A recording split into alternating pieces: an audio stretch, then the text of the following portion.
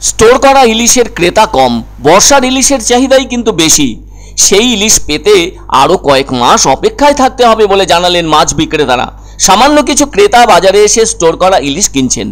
সেই সব স্টোর করা ইলিশ বিক্রি হচ্ছে 600 থেকে 700 টাকা কেজি দরে।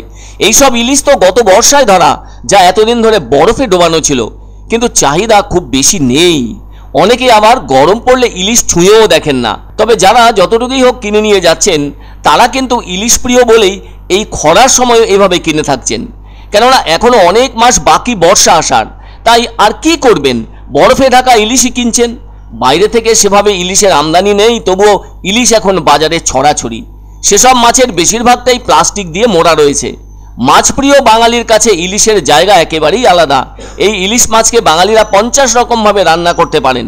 এমনিতেই আষাঢ় মাস বা শ্রাবণ মাস এলেই বাজার ম করতে থাকে ইলিশের সেই চেনা পরিচিত লোভনীয় গন্ধে।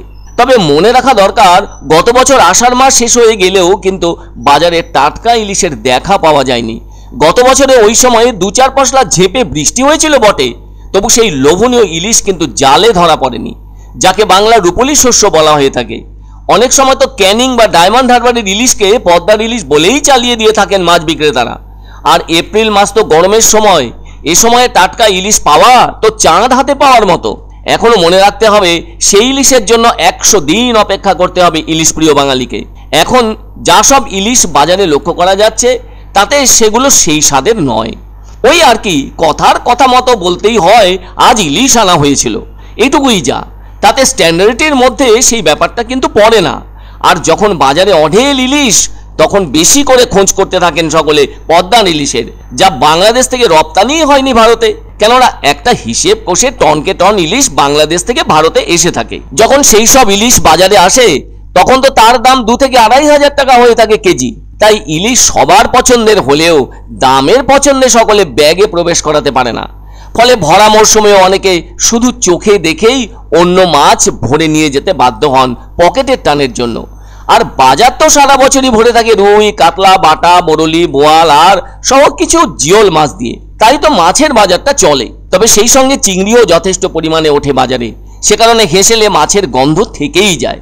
মাঝে মাঝে পমফ্রেট, পার্শে, পাবদা মাছেও ভরাট হয়ে ওঠে বাজার। এপ্রিল মাসে তো এসবই বাজারে চোখে পড়ে। আবার ছোট ফলিও ভালো, সেগুলোও বাজারে ওঠে। দেখা যায় রূপচাঁদা মাছ। তাই পুরানো ইলিশ থাকলেও দামের কারণে ওতে হাত পড়ে কম ক্রেতার। বাকি মাছেদের কদর ভালোই। আসলে বাকি মাছেরা যেন নিজেদের ঘরের মাছ হয়ে উঠেছে, বলা যায় আপনজনের মতো।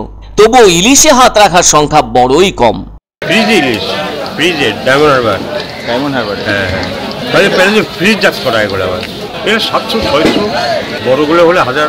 বর্ষা আসেনি এখন, এগুলো ব্যাকডেটের মাছগুলো ফ্রিজ জাত করা হিমঘরের মাছ। এটা খেয়ে খুব একটা স্বাদ নেই। আমরা যদিও ইলিশ প্রেমী, কিন্তু আমরা সবসময় আশা করি যে ভালো দামে কম দামে ভালো ইলিশ পাওয়া যায়। প্রতি বছরই ইলিশ খাওয়ার একটা সময় থাকে, এবার সেই সময়টা আসেনি, কিন্তু তা সত্ত্বেও আমাদের কিনতে হচ্ছে। এটা অতটা স্বাদের না। আমরা ওয়েট করবো যখন বর্ষা হবে এবং বাংলাদেশ থেকে ইলিশগুলো কম দামে আসবে।